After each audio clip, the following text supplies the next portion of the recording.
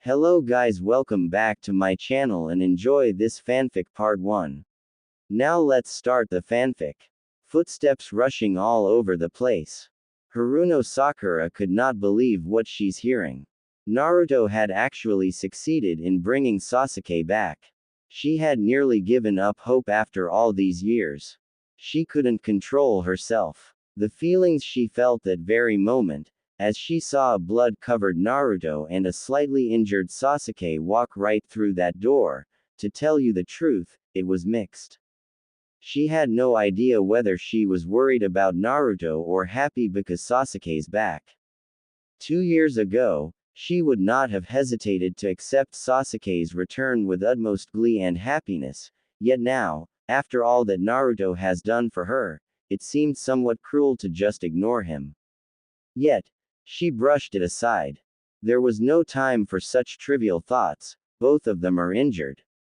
She immediately shouted orders at the rest of the medical ninjas and she herself proceeded to check Sasuke's condition. Meanwhile, Naruto was standing by her side, grinning. However, the grin that he sported this time was somewhat different, it was genuine. Sakura could tell straight away. Sasuke looked up at her and smiled weakly. Hey, Sakura, I'm back. Sakura merely told him to hush as she checked for any major damage to his limbs etc. When she was finally satisfied, she took a good look at Naruto. And it was then that she actually saw what he had been hiding.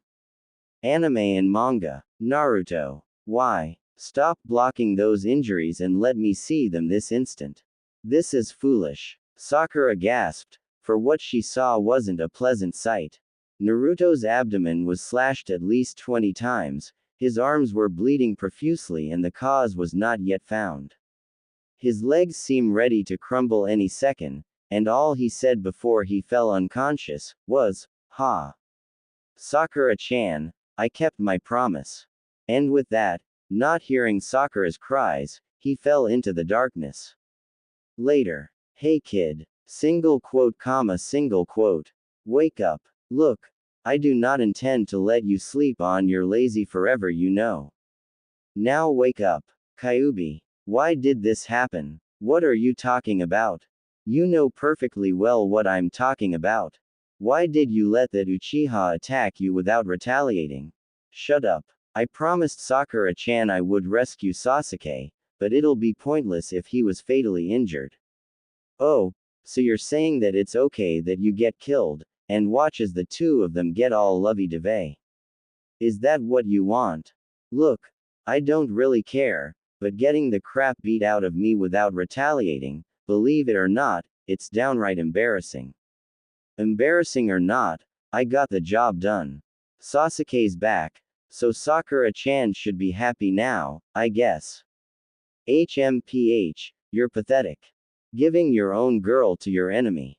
That's just downright stupid. I assure you, all Uchihas got something up their sleeves, and it definitely ain't as simple as just giving in to you.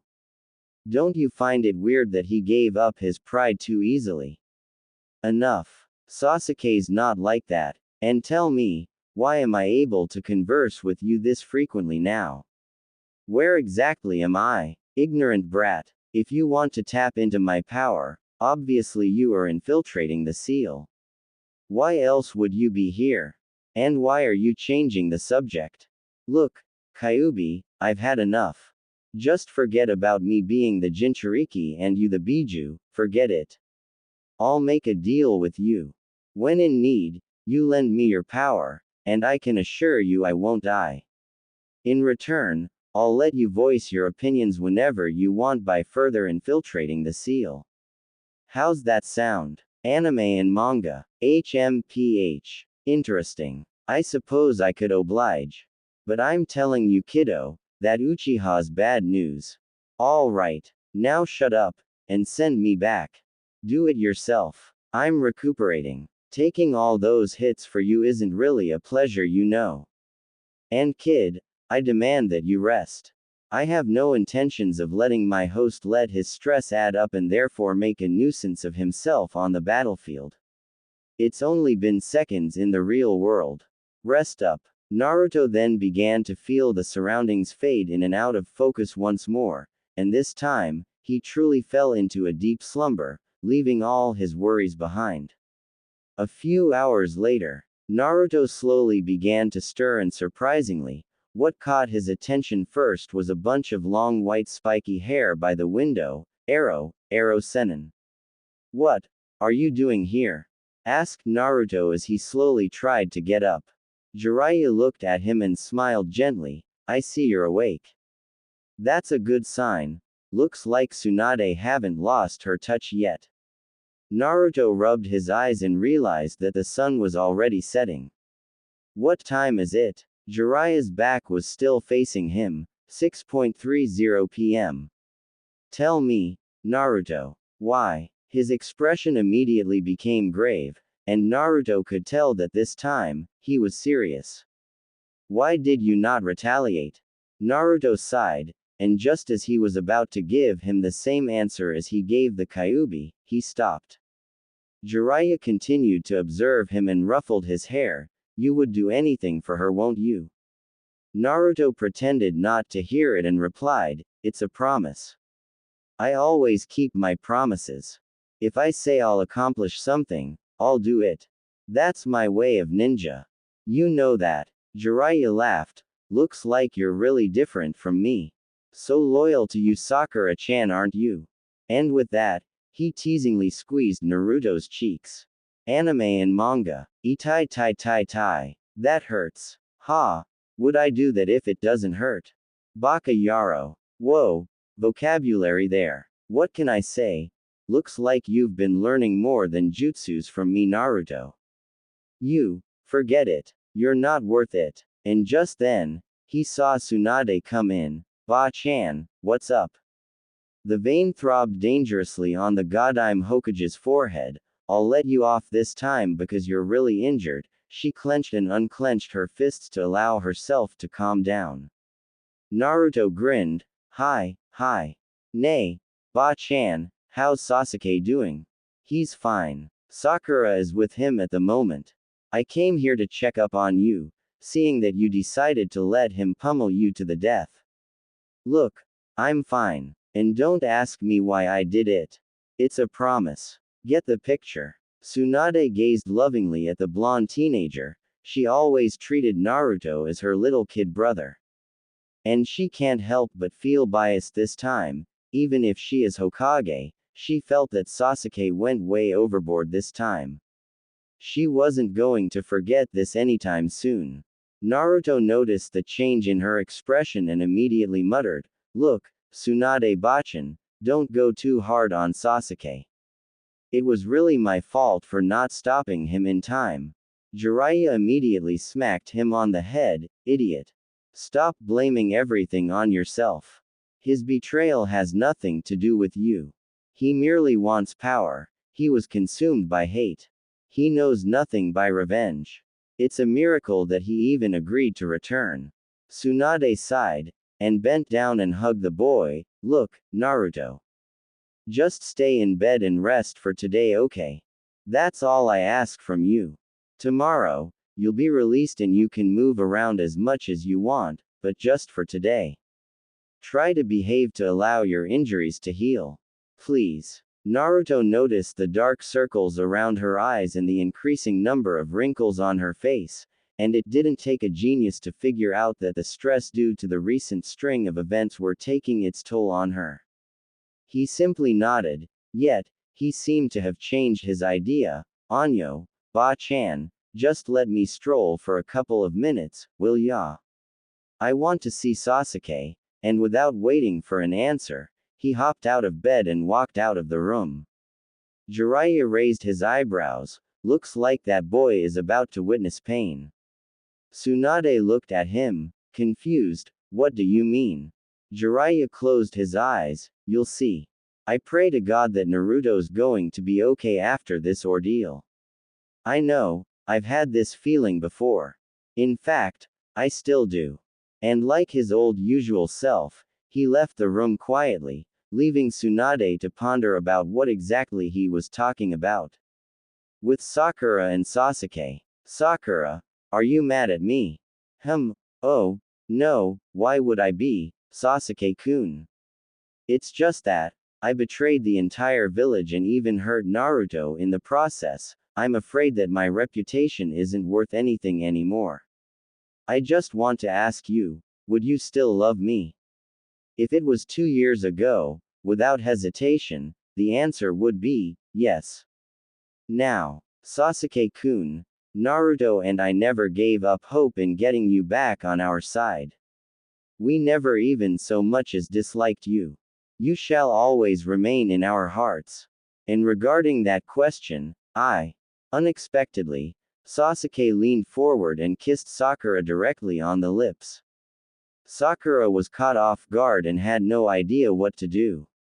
A part of her wanted to stop, another wanted to just let him go on because she felt that he needed some form of affection after all these years. So she let him kiss her. The kiss went on for 10 seconds, before she began to pull away. She wasn't enjoying it at all. It didn't feel right. Sasuke let her pull away, before embracing her once more. Sakura hugged him back, yet, something didn't feel quite right. The thing was, she didn't feel it. She didn't feel the joy and excitement that a girl should feel when kissed by the boy she liked. She was actually doing this out of pity. All she could pray was that no one, especially Naruto, would come in this moment. What she didn't know was, Naruto witnessed the whole scene, and without a word, he left quietly, knowing that what he was afraid of most came true. Sakura had indeed fallen in love with Sasuke again. However, what both of them missed was the sinister smile on Sasuke's lips that very moment, for he knew, part 1 of his plan was well on its way. With Naruto, he slowly walked back to his room, glad to find that no one was in it. He slowly proceeded to his bed and sat down slowly, the images of Sakura kissing Sasuke replaying in his mind, over and over again. He knew it. He knew this was going to happen. Yet, for the sake of Sakura, he did it. He went and rescued Sasuke. He had finally developed a good relationship with Sakura, yet now, he was sure that Sasuke would replace him thoroughly. But to him, it was worth it. If bringing Sasuke back meant that Sakura would be happy, fine. To hell with his happiness, all he wanted was just to see her smile on her face, bright as sun, lovely as the petals of Sakura. Anime and manga. But still, he can't help but let his tears drop slowly onto the sheets. He had loved Sakura since he was small. It wasn't just some ordinary crush. No, he really cared for her. He wanted to be the one to protect her. Like Kakashi-sensei had said, no one would let their precious nakama be harmed. And he expressed his concern for Sakura more than anything else in the world.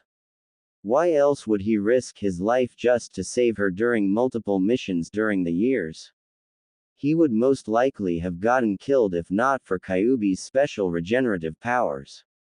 He laughed, but it was a bitter laugh.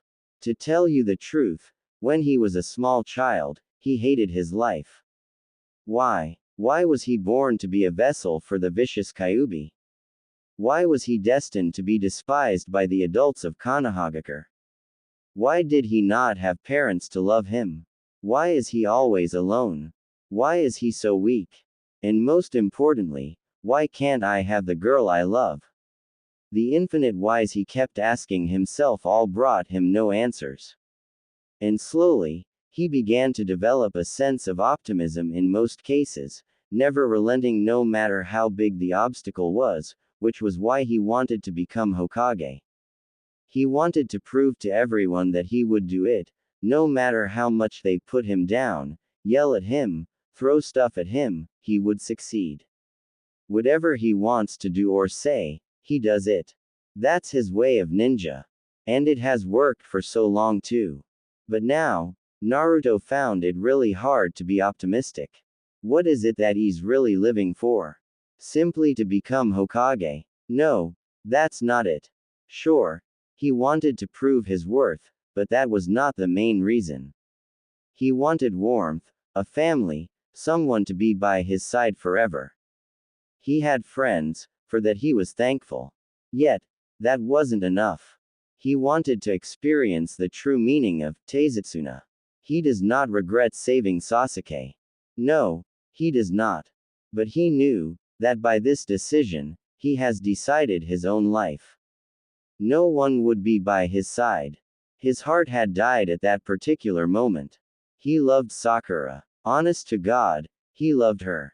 But now, he knew that she has never loved him back at all, because by kissing Sasuke, it meant that Sasuke was everything to her. Naruto shook his head, trying to shake away these thoughts, not wanting to think about it anymore. For he knew, some things, if left unsaid, can have a huge impact on your life. Which was why, before he finally fell asleep, he whispered to no one in particular, the following words: "You have no idea how much I love you, Sakura-chan."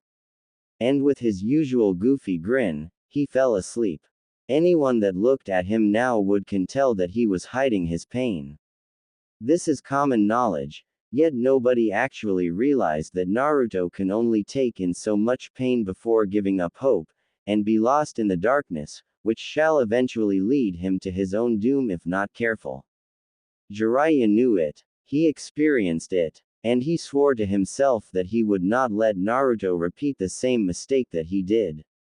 He glanced at the boy once more, before leaving through the window, ready to embark on another journey to once more gather information about Akatsuki. Kakashi for once seemed really glad. And all the routines were carried out like before. Team 7 merely met up with one another, chatted, gossiped, trained, carried out missions. On a whole, things couldn't seem much more perfect, yet, Tsunade knew, the boy was hurt. She knew that smile. He used it whenever he wanted to hide himself from others. He was retreating back into his shell, to prevent himself from hurting. And for the first time since being Hokage, she regretted her decision to pursue Uchiha Sasuke. She didn't know why, but the constant twitching of eyebrows told her something bad was about to happen. Sadly, that sense of hers always proved her right. She couldn't care less about what happened to the Uchiha. Naruto was more of her concern. That kid, somehow, she felt that Naruto lost his energy of all a sudden. Yes, he was still constantly badgering everyone else in the village, yet, it's just, well. Tsunade-sama, the council's waiting for you.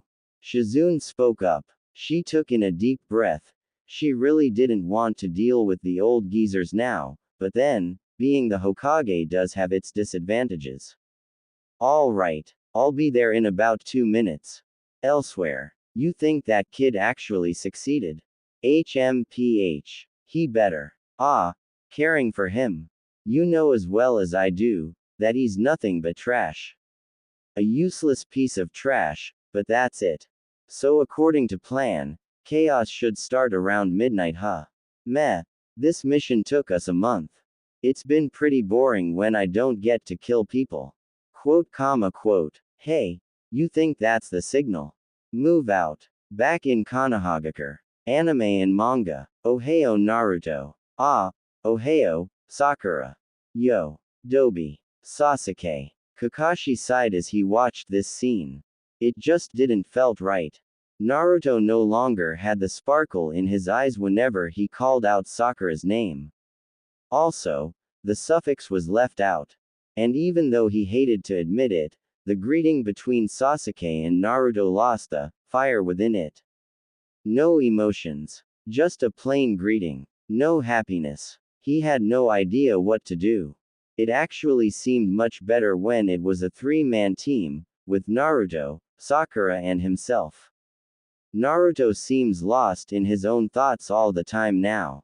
Sometimes, he wondered, where was the Naruto that was supposed to be active, happy and noisy at all times? And even though he knew the answer, he really didn't want to accept it. The reason would be because that kind of Naruto never existed. He pretended to be happy even when he was sad. He was noisy so that he could get attention. He was active to get himself into top condition for any obstacles that might come his way unexpectedly. You never knew what would happen with yourself being a Jinchuriki. Kakashi knew it was partially his fault. Scratch that. It was his fault for not showing more concern for Naruto. He taught Sasuke most of his techniques in the hope that Sasuke would not want to go over to the evil side just to gain power. He even taught the guy advanced chakra control techniques such as form manipulation and elemental manipulation. Come to think about it, all he ever taught Naruto was how to control his chakra to enable him to walk vertically up a tree. He winced at the thought of only catching up in his training with Naruto when Sasuke left. Yet, Naruto never said a word about it, but he knew that deep in his heart, Naruto must have been heartbroken. Not only was he constantly rejected by Sakura, his sensei too neglected to give him training. He could only imagine how that felt. Sakura noticed how Naruto always looked away whenever they met. Also, there was no more enthusiastic, Sakura-chan. No, there was only a quiet, reserved, Sakura. She bit her lips. This was not how she intended it to be. She knew Naruto liked her in a way more than a friend. She noticed it yet, she did not tell him.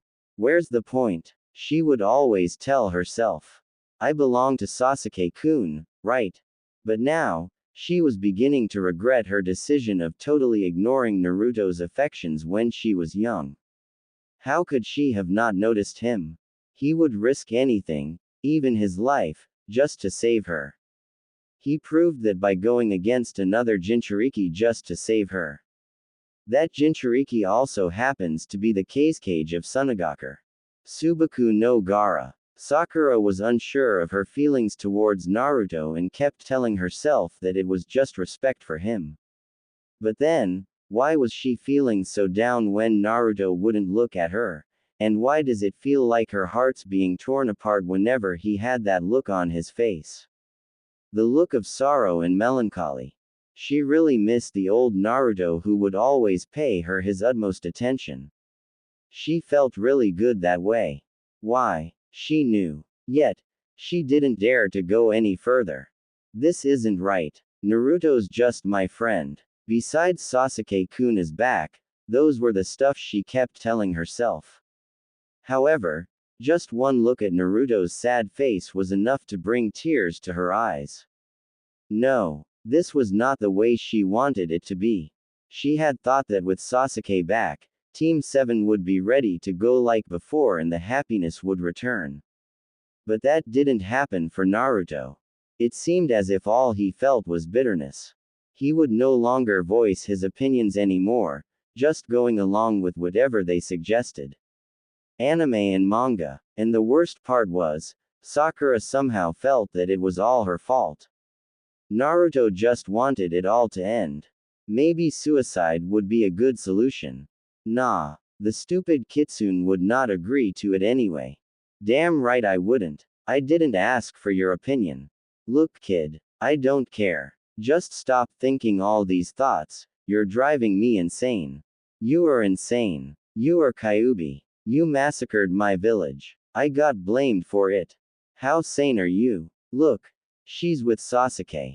I brought Sasuke back so that she can be back. She only loves him. I knew that 3 years ago. And as flashes of that scene came back, it took all of his willpower to stop him from breaking down at that particular moment. Flashback. Naruto. Anime and manga. Sakura-chan. You're too late Sakura. Tsunade-sama specifically ordered that you stay out of this mission. I know. Naruto, before you leave, please. Promise me that you'll bring him back. I've tried but he doesn't listen to me. Please, I know that only you can bring him back. Promise me Naruto. Naruto could only stare at the tears on Sakura's face.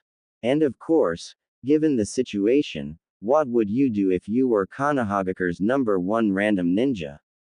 He gave a tiny smile, but anyone could tell it was bitter. So, that's how you feel about Sasuke. You really love him, don't you? I understand, totally, how you feel right now. He then changed back to his usual grin. No problem. I'll bring Sasuke back to you if that's the last thing I do. It's a promise. And with that, they had proceeded on with the mission, which of course, earned him a Chidori in his right lung. Flashback end. He slapped his hand over his eyes. Ha.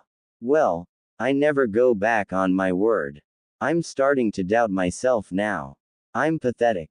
He thought once more as he continued to stare at the clouds drifting freely above.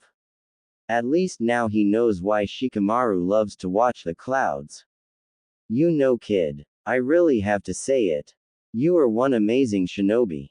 HMPH. I don't think even the fourth would be able to withstand such pressure throughout the years.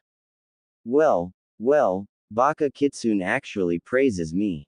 What is it that you're up to?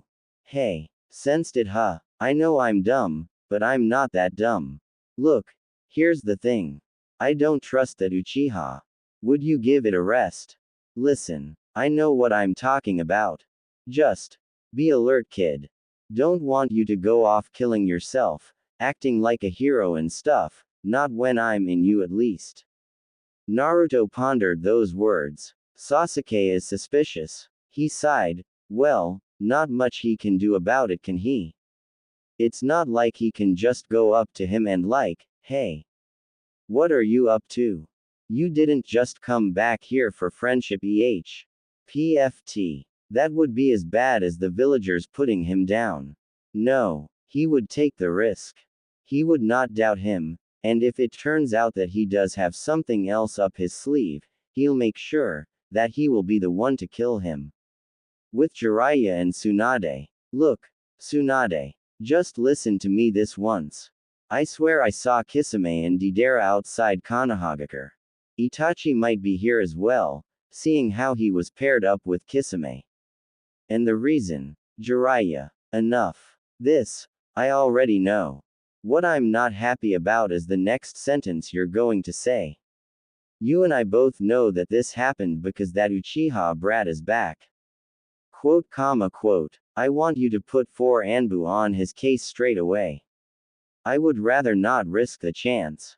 I prefer Naruto in One Piece, thank you. And you think I don't? It's just the council. That bastard Danzo actually wants the Uchiha brat to become the 6th Hokage. And of course, he had got the whole council going his way. So sending an Anbu team tailing him is not happening, as much as I want it to. Isn't nominating the next Hokage your job? I know, but apparently, the advisors feel that since Danzo and Sarutobi Sensei were from the same generation, and hold approximately the same political power, they were willing to listen to him as well, and since well, you know who I'm going to nominate. Jiraiya sighed. Leave it to the old geezers to screw things up. He stared at Tsunade for a second, and noticed how her usually strong appearance is faltering. She looks so weak and frail right now, so helpless, so tired. And he knew, she was desperate. She wanted Naruto to be acknowledged by everyone in the village, and even though half the village did just that, the other half remained stubborn, insisting that the boy was nothing but a demon. He moved over to her slowly and allowed her to melt into his embrace. Just this once, he closed his eyes, just this once, he would let himself be her pillar, and he had no idea, that was what Tsunade was thinking at that moment. Back with Team 7. Yosh. We've officially finished our C-rank mission. Say, how about we all go out for dinner before I dismiss you guys? Kakashi intended to use this opportunity to get the teamwork spirit back again. And he smirked. Ichiraku ramen is tonight's special. My treat. I won't disappear after eating this time. Sakura knew what Kakashi was trying to do and therefore immediately agreed with great enthusiasm. Sasuke saw it too, and though he never really liked ramen, he supposed he could put up with it for just this once. Now, Kakashi thought that even Sasuke has agreed, there's going to be no problems, right? Wrong. Anime and manga. Naruto scratched his head and grinned sheepishly. Gomen ne, Kakashi-sensei. But I really have to catch up on training with Arrow Sennin tonight. He's leaving soon, remember. You guys, have fun without me. Ya ne. And with that, he sprinted towards the Hokage Tower, leaving the other three of Team 7 in disbelief. Kakashi sighed. No way Naruto just rejected ramen. And if his Sharingan noticed correctly, tears were about to well up in the blonde boy's eyes when he said the last sentence. This is bad. Real bad. And somehow, he couldn't get rid of the feeling that he felt this afternoon, that it was all his fault. Sakura gasped at Naruto's fast exit. She was hurt. Couldn't the Baka see that they were trying to get together again? But, what's with the intense amount of pain behind those cerulean orbs? Why does it feel so nostalgic? Where had she seen that look before? And most importantly, why does she care? Of course, she cared as a friend, but this time, it felt different. Not the immature way of just going, "Hey, Naruto, what's wrong with you?" And with the Baka replying, "Nothing. I'm as good as ever, Sakura-chan." That doesn't happen anymore. They were 16 years old now. And she couldn't help but wonder why Naruto was so anxious in leaving the three together, without him. Surely he must understand that Team 7 will never be complete without him, right? Right. But, Sakura sighed. It wasn't really for her to judge Naruto. No, she never gave him any attention in the past, so what right does she have to talk about the way Naruto acts? She doesn't know why, but lately, she found herself caring more about Naruto more than anyone else, even Sasuke. The way Naruto hid his pain confused her, yet the reason behind this pain totally baffled her. Didn't he bring Sasuke back? Shouldn't he be happy along with her? Why isn't everything going according to how she pictured it? Life can be harsh, and for the first time in her life, she got the full meaning of that sentence. With Naruto. Gasp, gasp, damn it. Damn it. Naruto hollered in the forest. He wanted peace, he wanted love, he wanted the pain to go away. Sadly, none of those happened. All he got was more pain. He couldn't believe how the mere sight of Sakura, Sasuke and Kakashi smiling as they did their usual missions made his heart ache. The scene was perfect. Sasuke's usual smirk, Kakashi's lame grin, and of course, Sakura's wonderful smile. Perhaps it was too perfect.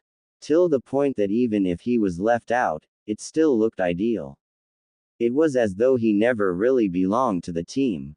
He didn't fit. No, he couldn't get himself to fit into that scene, as much as he tries. He realizes that maybe he shouldn't fit.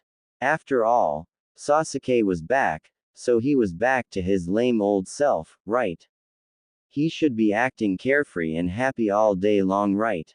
But it was just too tiring. He did it to gain attention, to let others think that he's just a dumb, idiotic blonde. But now, what's the point in acting anymore? Why should he pretend to be all joyful and content when every bloody thing in this whole world is against him? Why? He knew it would come down to this. The moment Sasuke was brought back by him, he knew this would happen. Haha. Life's a bitch, alright. He knew it ever since he was born. He fought against fate and maybe even won a few times. Yet this time, he feels lost. He doesn't even know what he's fighting for anymore. The villagers obviously like the Uchiha more, and all attention would be turned to him, and of course, the fangirls would turn crazy once again. It all seemed normal in any village. Everyone going about their daily business, not caring about anything else, with everyone only giving a damn about themselves and their friends. Yes, it was ordinary. But to Naruto, not having anyone even so much as look at him, even if it was with contempt, not having anyone to care for your well-being, no one to ask, "Hey, how ya been?" That is pure nightmare. And no way in hell does he want to experience that, not again. Not when he finally found friends, friends who released him from his oblivion, no. Ironic, isn't it? His friends and loved ones were the ones that saved him, yet. The ones who are going to ignore him, ha. Life's unfair. If you think that it's just that simple, you've got a lot to learn. Damn it. Where are the goddamn reinforcements? Did they expect us Anbu to take care of 3 Akatsuki members by ourselves? Not to mention the dirty scumbags from Odogakure. There are at least 500 of them. With Kurenai, Guy, Genma and most of the other Jonins gone, we won't stand a chance. The reinforcements are blocked by Kisame Hoshigaki. What the? Arg. Garg. As expected, after the signal fired from Uchiha Sasuke's hands, the 3 Akatsuki members got into their positions. After Uzumaki Naruto killed Orochimaru, Sasuke decided that he still wasn't strong enough, and therefore, he went to the Akatsuki and made a deal with them. Which was why Itachi, Kisame and Deidara were barraging Konohagakure with attacks that have the power to decimate a village 5 times its size.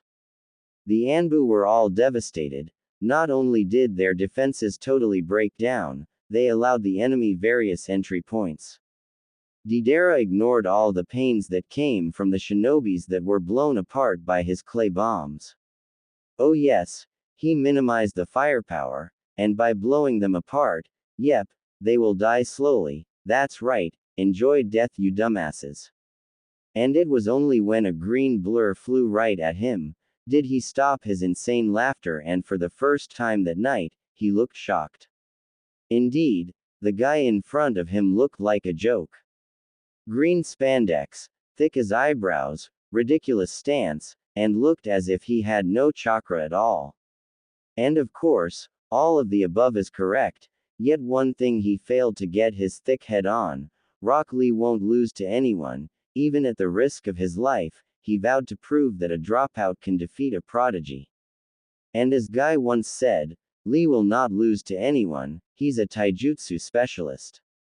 And right when he thought that was it, shurikens flew at him from all directions, and out reveals a kunoichi in a partially revealing pink outfit. Her goal is to prove that kunoichis are just as good as shinobis, and ultimately, she wants to be as strong as the Godime Hokage. Tenten is not one to be underestimated. She proved that when she floored a rock Jonin during a mission with her extreme accuracy. Even though both are still Chunin rank, they really have the power of Jonin. Martial arts films. They knew that appearances and talents pose no threat to the ultimate outcome of a battle. Even a dropout can beat a prodigy. Uzumaki Naruto, Konohagakure's #1 unpredictable ninja, proved that. Now, they were going to prove it. Nothing's impossible if you put your heart to it. Only if you give it your all, will you be truly proud of your efforts regardless of the results. That is the lesson learnt long ago. Now, it is with pride in their hearts, pride in fighting for Konoha, that they stand before their opponent. Deidara licked his lips. Ooh boy, let the fun begin. West of village, Kisame was having the time of his life, cutting shinobis in half. No one could stand in his way. His strength was incredible. Combine that with Samahata, and he became almost invincible. He felt confident in his taijutsu, and even if he went against some great ninjutsu expert, all he has to do is to wave Samahata around and absorb the chakra from the attacks. Therefore, to the Konoha shinobis, he should be invincible. All of them are unworthy. Yet, why was he having this tingling feeling within him? Who was this Hyuga standing in front of him? His eyes, they're different. Sure, his clothes are the same as any other Hyuga member, but Neji learned his lesson from Naruto a long time ago. Discover more. So what if this guy can absorb chakra? So what if he has inhumane strength? None of that matters. One has to control one's destiny, and to do so, one must go against the odds, no matter how ridiculous it seems. If a dropout who has the worst possible chakra control in the world can defeat the first ever deemed prodigy in the Hyuga clan, then, he would have no problem going against him. He shall prove that he, as a member of the bunk of the Hyuga clan, can control his own destiny. After noticing the same movement in stance from his left, he smiled. So, she was his partner. That would be really reassuring. The teenage girl stared down Kisame with equivalent determination. Her white eyes, however, revealed a layer of tranquility behind the will to battle. She had proved herself capable after achieving Chunin rank and finished over 50 A rank missions. When she was young, no one acknowledged her due to her lack of strength. And she would always be lonely and sad after hearing how her father constantly barraged her about how she disgraced the Soke of the Hyuga clan. She was about to give up once and for all if not for one ninja, Uzumaki Naruto. He was always trying, over and over, never giving up. His Nindo, I never go back on my words. I shall never give up, etched itself deeply into her mind, and with that, she found herself following his footsteps, and slowly, but surely, she became what she is today. She has successfully gained the respect of the Soke family members and her own father, who could finally proudly introduce her to other political members of the council. She is Hyuga Hinata. He is Hyuga Neji. Both had different destinies, both thought they were done for, both were saved from the darkness in their hearts, both by Uzumaki Naruto. And it is with that determination, that they face Kisame Hoshigaki, even if he is one of the Kiri no Shinobugatana Shichinen Shu, even if he is Kurigakure no Kaijin, so what? Nothing is for certain, that had been taught to them over and over, yet they never fully understood what it meant before, now it's shown in their eyes, clearer than ever. And it is with that rage in their hearts, the rage at those who dare hurt their nakama, that the two Hyugas face the Akatsuki member. And with a smirk, Kisame pulled out Samahata once more, ready for battle. East of village. Sharingan versus Sharingan once again, huh? Kakashi eyed his opponent with contempt. Uchiha Itachi, brilliant prodigy from the Uchiha clan, graduated at the top of his academy class at the age of 7, mastered Sharingan by the age of 8, became a Chunin at the age of 10, and became an Anbu squad captain at the age of 13. He killed the entire Uchiha clan, all except Uchiha Sasuke, within one night, displaying his overwhelming amount of power. Anime and manga. He has obtained Mangekyo Sharingan by killing his best friend Uchiha Shisui, able to use the most power-dominating genjutsu, Tsukuyomi, and Amaterasu, a jutsu which creates black flames that are hotter than the sun itself and can penetrate any barrier. His jutsu speed is insanely fast, and by merely pointing at you, he can cast a strong genjutsu. Of course, genjutsus are useless against him, seeing how he merely copies your genjutsu and sends it right back at you. Meanwhile, copy ninja Hatake Kakashi, like his father, whose skills have been compared to that of the legendary Sannin, Kakashi is considered a genius shinobi, graduating from the Ninja Academy at age 5 and achieving the rank of Chunin at 6. At the age of 13, Kakashi achieved Jonin status. Gained his Sharingan from Obito, whose body was crushed by a landslide during a mission to save the third member in their team, Rin. And it is with that Sharingan eye, that Kakashi never forgot what Obito did for him, and to avenge him, he perfected Chidori and turned it into an S-rank jutsu, Reikiri. He is the highest ranking technique specialist in Konoha, and said to be the strongest Junin in the village. He even developed his own version of Mangekyo Sharingan. With it, he can manipulate space-time, utilizing it to conduct long-range attacks. Come on Akamaru. Gatsuga. Baika no Jutsu. Nikuden Sensha. Human bullet tank. Wham! Another 20 or so Otogakure shinobis down. The two powerhouses in taijutsu of Konoha are fighting it out on the streets, whereas other chunins allow the villagers to retreat back to the evacuation site. They were unstoppable, beating down anyone who dares take a step past them. And if they fail to get to that person, Kage Shibari no Jutsu, Shadow Bind Technique, Shinranshin no Jutsu, Mind-Body Disturbance Technique. Yep. Nara Shikamaru and Yamanaka Ino rounded up the ones that actually managed to get past, and of course, with Shikamaru's Kage Kyubi Shibari no Jutsu, Shadow Neck Bind Technique, let's say, no one managed to get past them so far. Aburame Shino sent his bugs to every corner of the village to detect whether any other enemies were lurking in the dark. If there were, great, feast for the bugs; if none, continue searching. It was taking a lot of mental power to actually control 5,000 bugs, but he thinks he can manage. After all, he is from the Aburame clan. Shikamaru wasn't really worried about the current situation. Heck, with Choji and Kiba took care of everything. No, he was worried about the east side of the village, where the old Team 7 was, and he knew things were about to get real nasty. Damn the Hokage for making him a chunin so early. Everything's so damn troublesome. Oh, look, another moron who walked right into my jutsu. Jesus, don't they ever learn? Tsunade was overlooking everything in the Hokage Tower with the crystal ball left by Sandame.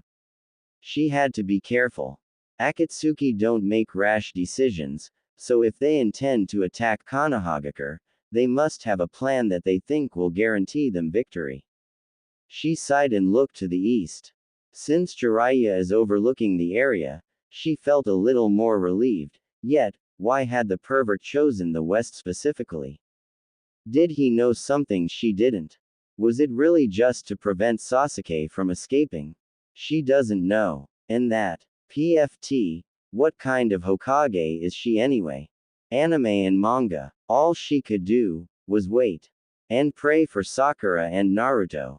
For she knew, if she so much as took one step into a particular region, all forces shall focus on the center of village, whereas that region would try and stall her for as long as possible. Now, even though she is one of the Sanin, having 100 people dragging onto you can slow you down. HMPH, damn Akatsuki, if they dare lay a finger on her brother, she swears upon her life that she would rip their hearts out if it's the last thing she does. West of village. This region, however, is real quiet. Why? Because nobody made a move yet. Yes, Naruto was facing Sasuke, yet neither of them said anything. There is nothing left to be said. Naruto merely closed his eyes and sighed. Man, to think that Baka Kitsune is actually right for once. Ha ha ha ha ha ha ha. Sigh, you sure you want to do this again, Sasuke? Sasuke stared at him straight in the eyes. No, but I have to. To gain power, I must do this. I told you before, Naruto, the two of you were just obstacles in my way. If I have to get rid of you to obtain power, I'll do it, without hesitation. And of course, Sharingan was activated. Naruto scratched his head and he glared at the boy once more. Look, I didn't get you back here just so you could act out the past all over again. This time, I will kill you if I have to.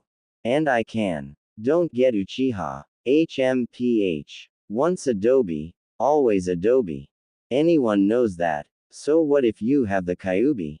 You still can't beat me. You can't do it. Because this so-called friendship holds you back. I swore to my parents that I'll kill my brother to avenge them. And now, I've obtained the power. All I need is a little more and I'll be on my way. So scram. Now. So, you just gonna leave again? Sakura means nothing to you. HMPH, she's just a mating tool. All I need her for is to revive my clan. That's all. What did you just say, you son of a bitch? You heard me. How could you say that? Sakura, she loves you with all her heart. Did you know that? She wanted to save you and she blames herself for not succeeding. She blames herself. And here you are talking about her as if she's. No need to get emotional. Just because you love her doesn't mean she's important. Besides, she doesn't even care about you. Why don't you just give up already? I don't see what this is doing for you. Why do you protect a girl that won't so much as look at you? Naruto clenched his fists, and glared at Sasuke. You wouldn't understand. I love Sakura, ever since the day I met her, till the day I die. She'll always be in my heart. Whether she gives a damn or not isn't the point. I protect her because I love her. I don't need her to like me back to do that. Love is unconditional. Love is selfless. Now get that through, you thick skull, you bastard. My such emotions. I can't handle it. Oh, then I won't. Now, I don't want to say this anymore. Get out of my way. Or else, Konoha will go down tonight. Your limit is 4 tails, isn't it? And with that, Sasuke smirked.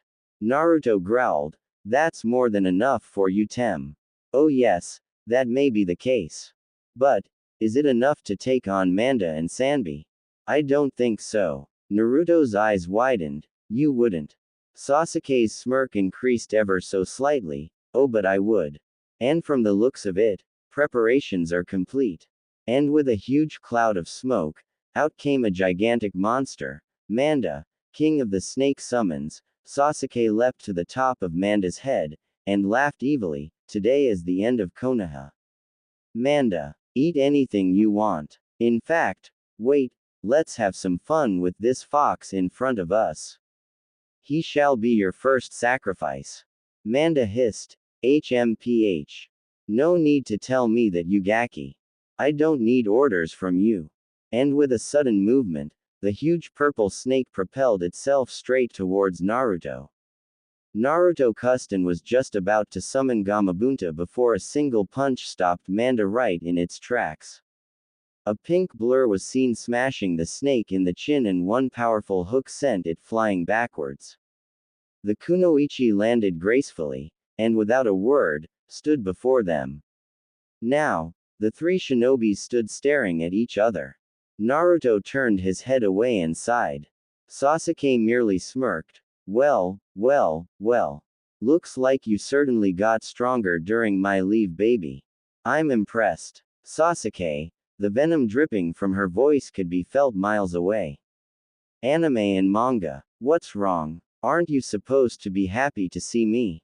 Sasuke feigned sadness. Shut it. I can't believe what you just said. How dare you think of me that way?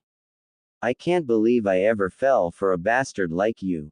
After all the trouble Naruto went, just to get you back, you. Sasuke merely stared at his fingernails. What of it? How could you do this to us? All we wanted was Team 7 back when we started. The Team 7 where all of us would work together for that common goal. Why, Sasuke? The girl swore, and then took in a deep breath, before getting into her battle stance. Well, then, I guess there's nothing more to say. Uchiha Sasuke, by order of the Godime Hokage, I hereby declare you as a missing nin of Konoha, and as her apprentice and your ex-teammate, I shall ensure your capture. Sasuke gave a low whistle. Wow, I'm so scared. Hey, even if you improved, you shall be nowhere near my level. In fact, right from the start, all you had was a pretty face and some smart brains, that's all. I admit, your chakra control's excellent, but that becomes pointless if you only have a small amount of chakra. And at times of battle, all you did was burden us. HMPH, now you act all high and mighty. You useless whore. He never finished the sentence, for Naruto's punch reached him first and sent him flying through the forest. Tem, you've crossed the line. How dare you insult her? If it wasn't for her taking care of you in that damn forest, you would have died. Sakura's right, you're no longer the Sasuke I know. You're just a bastard that craves for power, just like Orochimaru.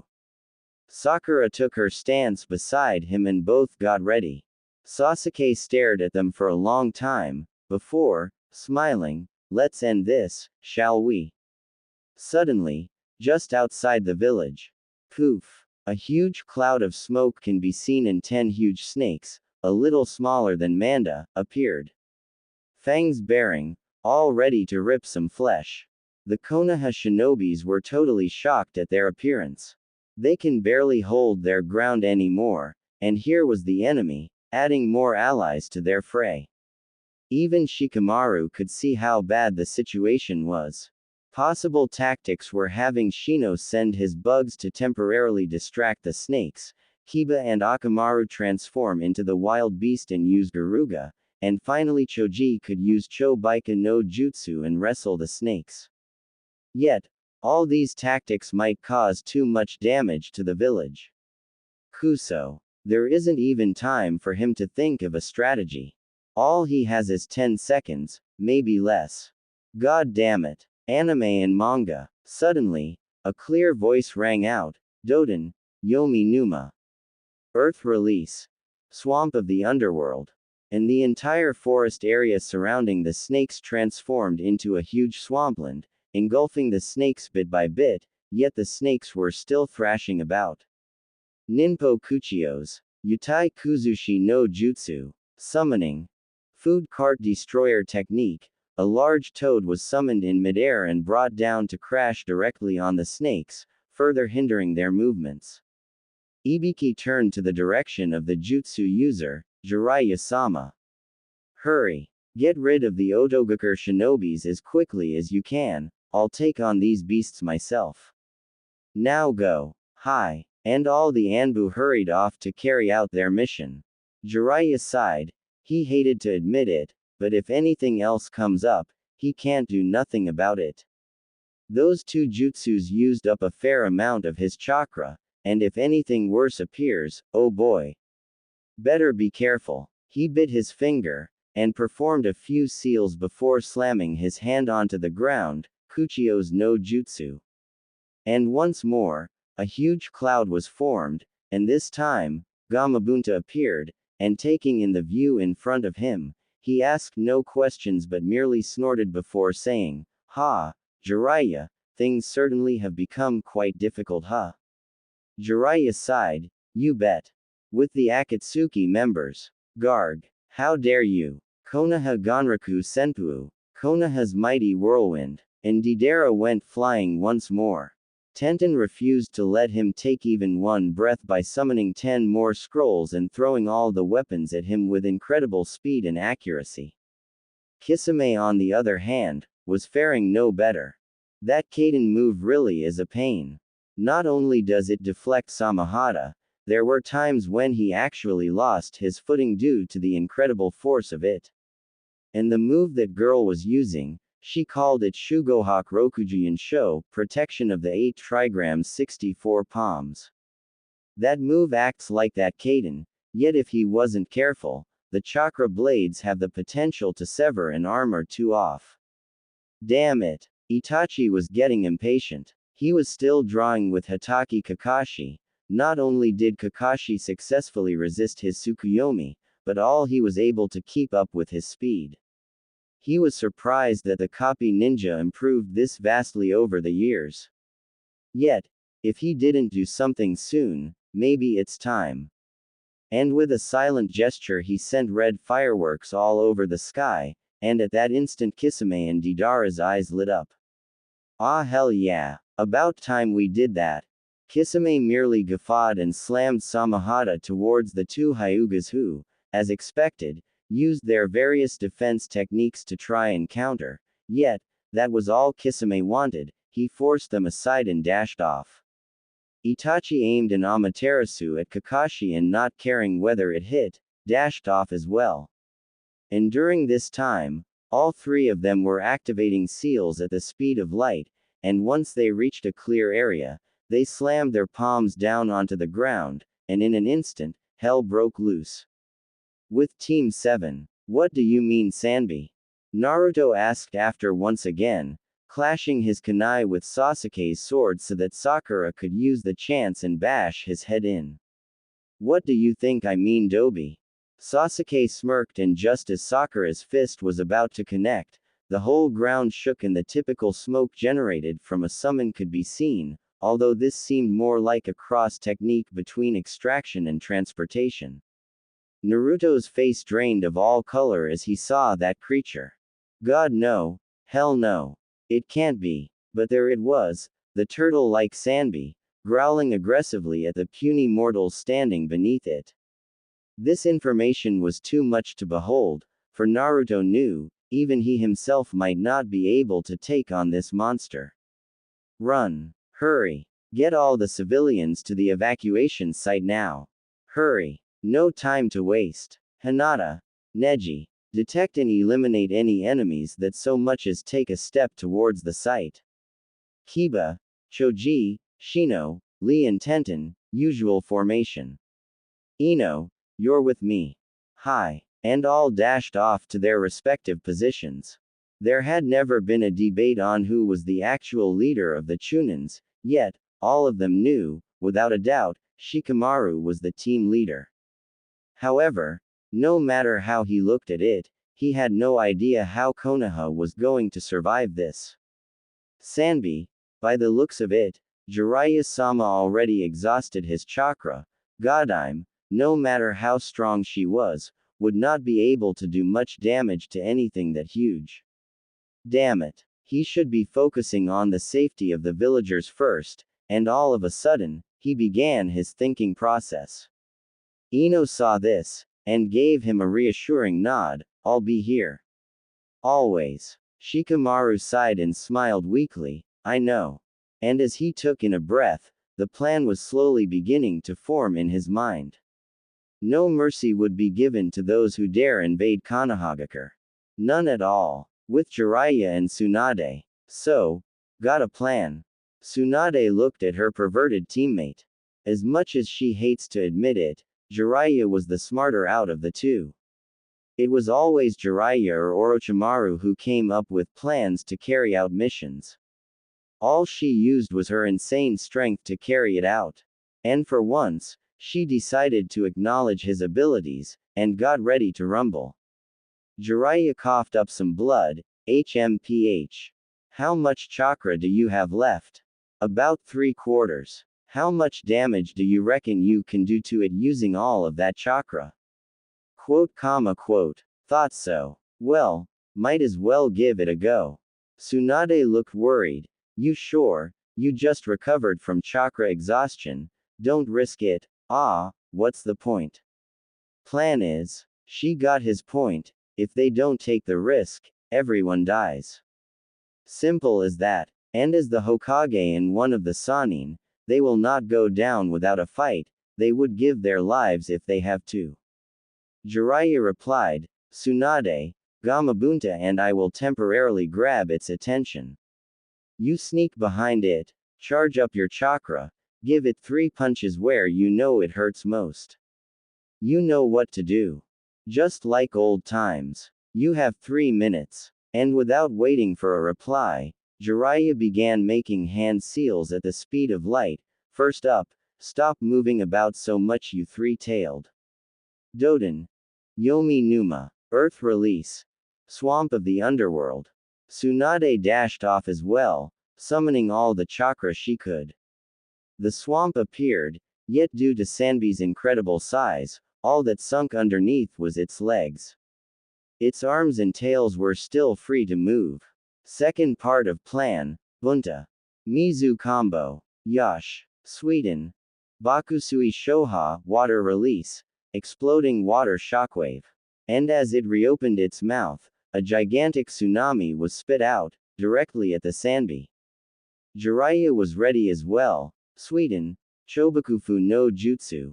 Huge waterfall technique, and the parts of the tsunami began to gather, and as their density increased to the optimum possible value, Jiraiya suddenly released the pressure on them, and wham!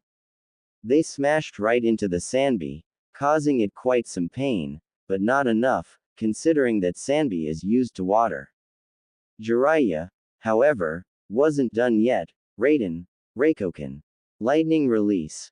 Thunderbolt punch, and as thunder chakra began to gather in his hands, he reappeared right in the middle of the tsunami, and just as it hit the Sanbi, he unleashed the jutsu. Water conducts electricity, simple as that, and the Sanbi howled in pain. Jiraiya frowned. Come on, it has got to have a weakness somewhere. With Team 7, Sasuke Tem, Dobi, and once again, Rasengan and Chidori clashed. The blinding light signified the intense amount of power within it. Naruto was activating two tails, and Sasuke, with Mangekyo Sharingan on. Tsukuyomi was pointless, seeing how Naruto's will was so much stronger and it became harder to get to the Kyuubi, and Sakura had her inner persona, a sort of Kekkei Genkai, bloodline limit. Both were immune to that genjutsu. Damn it. As the attacks neutralized once again, Sasuke charged up his blade with thunder chakra, his left hand focusing on another Chidori, preparing to end it all with this one go.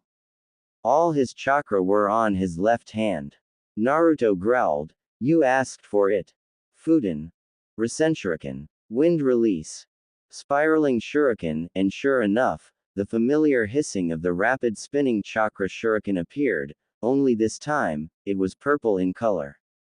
Naruto was combining his chakra with Kyuubi's, meaning the power must be at least tenfold what it was before. Sakura gasped and shouted, "Naruto! Stop that at once. You know what that does to your arm." Naruto merely smiled weakly. "I know, Sakura-chan. But then, I have to end this. Tsunade Obachan won't be able to withstand Sanbi's ferocious attacks. I'm sorry." And with that, the look of determination was set on his face. "Sasuke, one last time, is this the path you've chosen?" "Yes." "Alright, then. This is the final strike, Sasuke." Naruto. And like before, Sakura could only watch helplessly once more, as the two rivals charged towards one another. Was it fate that caused this? If so, why was she unable to change it? Why was she always so weak, only able to stand there, looking stupid while her two best friends were out there, one trying to gain power to protect her, one trying to gain power to avenge his clan? Both had to meet in order to prove which is superior. Not again, please, not again, no. And she dashed towards the two of them. Crash. And once again, blood splashed everywhere. Back with Shikamaru and company. Reporting. All villagers evacuated. Currently, Iruka is allowing them to view the village's progress through Sandame's crystal ball, with the images magnified. I just hope not to hear too many people crying at the death of their close ones. All right. Evacuation step 2, accomplished. Now, step 3. You guys know what to do. Ah, full retaliation, huh? Yeah, we know what to do. Once done, get back here. We need to view the progress and analyze the situation before we can do anything. Let's just pray that Godime and Jiraiya-sama can hold for that long. Yes, sir. And at once, all the Anbu disappeared. Shikamaru sighed. This was not how he wanted his job to be like. He thought that maybe, as a chunin, more easy as paperwork, less life-death decisions, guess that would never happen. Man, being a smart genius was tiring. Ino noticed his looks and hugged him, Shika. Her eyes were filled with the love for him, wanting to somehow soothe his tense emotions. Anything to relieve him of the pressure. Shikamaru gave a weak smile, before holding her tight. Ino. She sighed. It wasn't fair, no one should be able to withstand such pressure. No one as young as them should be responsible for so many lives. Why must all boys be such stubborn people? She saw how Lee continued training even when his arms and legs were all broken, and his body barely recovered from the intense injuries Gaara gave him. Sasuke pushed himself to extreme when fighting Gaara after the exams. Choji, willing to risk his life in the fight against Jorubo, just to prove that Shikamaru was the best friend he could ever have. Neji, overcoming all odds, allowing the enemy to blast a huge hole in his body by Kitamaru, just so he could find an opening to defeat him. Even after the opponent found a weakness in his Byakugan, he refused to give up. Kiba, using up all his chakra against Sakin, and nearly died because of it if not for Kenkuro's entrance. Shikamaru, fighting against a woman whose chakra was 10 times his own, and narrowly avoiding death, now facing tons of problems that involve the survival of the village. Naruto, since he was young, he was shunned by all the villages, beaten up, bullied, etc. Yet, he never gave up. He defeated Kiba in the Chunin exams, proceeded to defeat the Hyuga prodigy, Neji, and finally, he defeated Sabaku no Gaara. His strength was based on his sheer determination and love for Sakura. And as he moved to save Sasuke, he tried his hardest, yet all he earned was a Chidori. Still, he didn't give up. Sigh, maybe there was a reason why most people feel that shinobis are better than kunoichis. After all, they are no longer boys, they are men. Shika, I love you. I know, Ino, I love you too. With Team 7, Naruto's eyes widened. No way in hell that just happened. But it did. Blood was dripping from his hand, where his Rasenshuriken was a minute ago. Oh my god. Sakura could not believe it. She now fully understood why blood could be such a terrifying thing, especially when it came from someone you care about, Lord.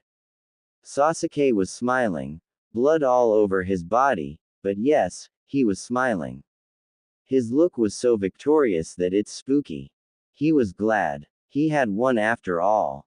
He was able to overcome his own inner demon and did what he wanted to do ages ago. Now, finally, I can rest. Sasuke. Both voices shouted as they dashed to his side. Yes, there was no more hate in their voices, only concern, yes. You baka. Baka. Baka. Baka. Baka. Baka. Naruto yelled as he struggled to keep his own tears at bay. Sakura was shocked to the core. She had no idea what to do but cry. Her lips trembled, her whole body was shaking. This whole ordeal was way too much for a young kunoichi like her to handle. Even if she was one of the Sanin's apprentice, she was human. Sakura, hurry, heal him. She stopped her sobbing straight away, and quickly brought her hands out towards Sasuke's chest. And just as she was about to pour chakra out, Sasuke gently pushed her hands away, and whispered, "Don't." Naruto almost wanted to slap him. What do you mean no? You're dying, you dumbass. And it's all my fault. He too was starting to break down. Really? None of these made any sense. Why? Sasuke managed a smirk. Never were too bright, were you, Dobi? And with that he coughed out blood once more, all the while grabbing Sakura and Naruto's hands. The evil part of my soul appeared after activating level 2 seal. I was stupid to think that it was power. Ha! To think I am a prodigy, Sakura, whatever I said back there, I apologize. Even though I never really thought of you romantically, you were one of my best friends. I hope you could actually forgive me. Sakura was at a loss of words, only the tears that flowed down her cheeks could tell how she was feeling right now. What else could she do? I forgive you, Sasuke-kun. Sasuke's smile widened, then, thank you. And he turned to Naruto. Dobi, get that look off your face, I did that because I wanted to. I don't want to die, killed by my worthless brother. Naruto, I hope my death could repay you for all the wrong things I've done. Baka, you're supposed to repay me by staying alive and coming back to us. Not like this. Not like this, damn it. The tears were threatening to fall any second. Sasuke laughed sadly. I can't. The things I did to you and the others. I'll never forgive myself. It's been pretty eventful. Naruto, I'm glad that you were the one to finish me off. Haha. Don't be hard on yourself. Ha ha ha ha. Why? Why did you retract your Chidori at the last minute? Isn't that suicidal? What the hell, Sasuke? Dobi, I can't live anymore. I've had enough. I chose the path of evil, therefore, I deserve to die. I hurt my friends, even you, who came so close as to resemble a brother. I could never live it down. I, for one last time, want to hear you say it, Naruto. Please, say that, you four. I forgive you, damn it. Just don't die on me. Not now, please, Sasuke, please, I don't want to lose my brother. Please, I don't wanna be alone anymore. Baka, who said you would be lonely? You have truly proven yourself worthy, Naruto. Too bad, I wouldn't be able to see, with my own eyes, when you become Hokage. Sayonara, Naruto, Sakura. Arigato. Sasuke, Sasuke, Sasuke. Naruto yelled as loud as he could, trying to get the Uchiha to wake up once more. He wanted these all to be just a bad dream, and the next day he wakes up, he'll just see Sakura admiring Sasuke like crazy with Kakashi-sensei waiting for them. It'll just be like the old times. All of a sudden, flashbacks of the time the two of them spent together raced across his mind, every single moment, and now, in front of him, lay the lifeless form of his beloved brother, killed by him. He slowly brought his hand to his face and stared at the blood on it, Sasuke's blood. Anyone who looked at him could tell that he was about to go insane. Sakura couldn't even speak. She just watched Sasuke die, helpless, unable to change his fate, and all she could do was cry. Maybe she really was pathetic. She looked at Naruto, tears in her eyes, and found that he was crouching over Sasuke's body, crying his heart out. It was too late to realize it now, all the things he could have done to stop this from happening. If he had detected earlier. If he had the guts to go and talk to Sasuke about his problems. If he had not been so thick as to ignore Sasuke's inner demon. If he had not spent all his time brooding over his lame life. If he had not believed his words that he said tonight. If he did not kill Sasuke. So many ifs, so many regrets, yet, it was hopeless. It was too late. He killed Sasuke. He killed his own brother. He had failed once again. He will never hear the same voice call him, Dobi, ever again. Maybe, all along, he had just been a baby bird with broken wings, trying its best to try and fly. Sasuke, Sakura, Kakashi, and the rest of Rookie 9 and Team Guy, all acted as feathers, supporting it, allowing it to soar. But now, as the feathers disappear one by one, he fell. God damn it. Arg. Kai Kuso. He is a bird without wings. Meaning there is really no point in even existing anymore. If that is so, he shall prove his existence by doing one final deed to his village, to Konohagakure. That is all he could do now, and gradually, he calmed himself down. He slowly got to his feet, his eyes determined. Sakura looked at him, scared and confused. Nah, Naruto. Naruto merely gave her one last smile, before turning around. Inside his mind, a voice clearly rang out, Baka Kitsune, today, shall be the day where you and I perish together. Jiraiya was getting frustrated as well. His chakra was about to be used up, and if Sanbi still refuses to fall, well, let's say Konoha is doomed for sure, and that isn't pleasing at all. He took in a deep breath and once again, Doden, Doryu Taiga. And by amplifying his chakra, the mud river roared against the Sanbi, forcing it into Tsunade's path. Said Sanin immediately charged up chakra once more and smashed it right onto the Sanbi's back. Yet, the Sanbi, although somewhat affected by the punches and attacks, still held the upper hand, that's for sure. The water bullets it shot out could not even be deflected by Bunta's Tepudama. That's saying something. Jiraiya cringed as once again, they got hit by a huge blob of water-like substance. It somehow stuck onto you and prevented you from moving faster. Talk about pain in the. I hope we finish this quick. If Naruto sees us like this, he wouldn't even hesitate to use that technique. Damn Arashi for having such a troublesome kid. Within Konohagakure, sir, all the civilians have been successfully evacuated. All invading shinobi have been eliminated. All that's left is Che, Mendokus. Shikamaru then turned to Neji. Neji, could you and Hinata check up on Sakura and Naruto? It's been a while. Also, Lee and Tenten, go with them and help save any injured Konoha shinobi along the way. As for me, well, we Nara clan would have to try and catch the Sanbi, or so it seems. Everyone's eyes widened at that, yet Shikaku seemed oddly calm. I think it's time. After all, Kyuubi warned us this might happen. What? Everyone's jaws just dropped to the ground. The Kyuubi, as in the Ultra, Mega, Super Duper Batamon that tried to destroy Konoha 16 years ago. Shikaku smirked at the memory. Looks like the kid tamed him, and he came as a cage bunshin of Naruto and gave us a backup plan just in case something like this occurred. Looks like he expected nothing less from the Akatsuki. Now, all Naras, gather at the front gate. Also, make sure to grab a handful of those soldier pills. We're gonna need all we can get. The Akamichi clan too joined in. If that's so, we shall help as well. Our Chobaika no Jutsu should be of some use.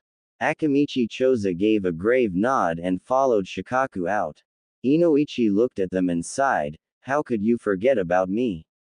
Are you trying to say that the Yamanakas are going to chicken out? Hell no. Shinranshin should be of great help. Ino Shika Cho formation now, off we go. Ino, stay here. But Otusan, no buts. Tsunade-sama strictly prohibited anyone else other than us seasoned Jonins to join in the fight. Same goes for you Shikamaru. I cannot risk my daughter becoming a widow. Choji, you stay as well. But, Inoichi raised his hand to stop the protesting and said, now, look here. You guys are Konoha's hope. Your generation has turned out to be one of the most elite shinobi ages ever to have donned this village. We cannot allow any harm to come to you guys. Sadly, for Naruto, we cannot promise that. Now, Shikamaru, Hokage specifically entrusted the defense within the village to you. I trust you will not disappoint her. Hi. Shikaku gave his son a final ruffling of hair before stepping out with the other clan members, yet just before he went, Nara Yoshino hugged him fiercely from behind and spoke in a warm and caring tone that was rarely ever heard, be sure to come back alive, okay? Shikaku smirked and gave her a quick kiss on the lips, before stepping out and dashed off for the main gate. This is the final showdown. With Sakura and Naruto, Naruto took in a deep breath and once again, appeared in front of the fox. Yo. HMPH. So, I take it what you said back there, you wanted to use that technique huh? It's the only way now. Nothing more can be done. You know, for someone your age, you sure got a lot of nerve. Quote. So, there's no talking you out of this. Number. I'm gonna do it, just like my dad did for his village. HMPH, I let down my guard, it won't be that easy with the Sanbi. Don't think I don't know Q. You arranged for the Naras, Yamanakas and Akamichis to help. Why? Don't know. Guess you tamed me. Kyuubi laughed. That's not funny. Why did you attack Konoha in the first place? You've always skipped this topic whenever I asked you about it, why? Look, kid, I did what you wanted. No more questions. Alright, I'll make a deal with ya. You manage to survive this ordeal, I'll tell you why. You wanna know why? You gotta pay the price. Now get your out of here and see if you can finally be acknowledged by everyone in your village. And with that, Naruto felt that all too familiar whooshing sensation and found that once again, he was back in the outside world. Naruto. Sakura was looking at him, worried by the serious expression on his face. Honestly, Naruto and serious don't really seem to mix, yet, when they do, oh boy, the effect they have on people is increased tenfold. Sakura. Be strong, okay. Huh, what the heck? I know you really loved Sasuke, but we all have to move on. Sakura, the village needs you. I know you'll be a great leader, you might even become a Hokage if you work hard enough. Shikamaru will be your advisor and. What the hell are you talking about, Naruto? What's wrong with you? Quote, quote. No, you're leaving again, aren't you? Where? Sakura. Naruto closed his eyes slowly, not wanting to hear another word from her. He was afraid that he might break down. Yet, it seems that his decision somehow just got tougher when Sakura chose that exact moment to pull him into a tight embrace. Please, don't leave me. Not again. The tears that were dripping down her face weren't helping at all. Yet Naruto knew, and at that instant, he decided that he had enough.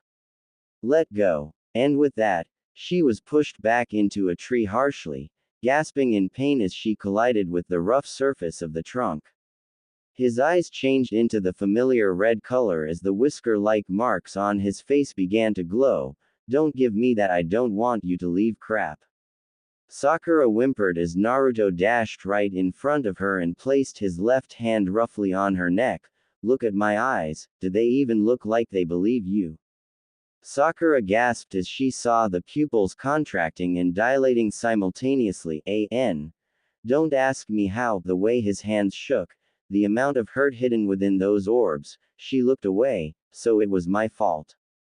Naruto snarled. Do you know why I said that? Because not once when Sasuke was here, did you actually look at me like I actually exist. Sakura-chan. What's wrong? Go away. Naruto. You just screwed up my chances with Sasuke. Now get lost. You're useless. Not once did you actually look at me as a friend. Sasuke-kun. Can we go on a date? The spar with Naruto can wait, nay. After all, he's just an idiotic guy. Not once did you place Sasuke before me. Naruto. Get moving. That little injury won't kill you. Sasuke would be mad at me for being late. And it's all because of you. Not once did you see me in the way I see you. Oh please, Naruto, you gotta be kidding me. Why should I go on a date with you? And not once was I more important than him. Naruto. Please. Only you can bring back Sasuke-kun. I beg you. Please. I had enough. No more. I'm no one's replacement, god damn it. And with that, he smashed his arm straight through the trunk behind Sakura, demolishing it in one hit. He hated this, he hated his life, and he hated it all. You never gave a damn about me. So don't come giving me this crap. He couldn't take it. Every time the image of Sakura chasing after Sasuke like a puppy and ignoring him no matter what he did came up, that particular scene of her begging him to save Sasuke, the way she seemed so happy when Sasuke came back. Tears welled up in his eyes. Yes, he's emotional. No, he isn't weak. Yet, he's crying. For the first time in so many years, he cried once again. But can anyone blame him? For a teenager, for one with such a background, for one with such a childhood, can anyone blame him? Yet, he knew, he should not have blew up in front of Sakura, who had just barely recovered from the shock of Sasuke's death. He could tell, from the despair in her eyes, that he had really hurt her this time. HMPH, so much for keeping her happy all the time, it was his final goodbye and he couldn't even get it right. Damn it, I'm the most insensitive jerk in the whole damn world. Sakura stood rooted to the spot. She felt cold, fear, despair, cold because her heart just died, fear because of how Naruto broke down, despair, because of how inner Sakura had been right all along. Ever since the time, when Sasuke left Konoha to go after that bastard Orochimaru, a part of her died. Yes, it was that serious. She couldn't smile, couldn't go about her daily life, she couldn't do anything. She was beyond depressed. If not for her inner self, she might have decided to give up the ninja career once and for all. And then, it was that night, where she almost caused the mission with Shikamaru and Ino to fail, due to her lack of awareness and skills. That event shook her deeply when Tsunade yelled at her right in front of everyone, telling her to either get back on her feet or to get out of Konoha. The words she spoke that night still rang clearly in her mind. Konoha do not train ninjas to be cowards, face reality, or die trying. She couldn't have been more shocked when Tsunade slapped her in public after she murmured her reply. It's pointless. Sasuke-kun's gone, who am I going to fight for? The look in her eyes were murderous. She had never seen Tsunade that mad before. Are you blind? Can't you see there was a person that supported you all the way? One that cared about your well-being. One that would give his life up in order to protect you. Are you that infatuated with that Uchiha scum? It was then and there that she broke down and cried, right in front of Tsunade, yelling helplessly, what am I supposed to do?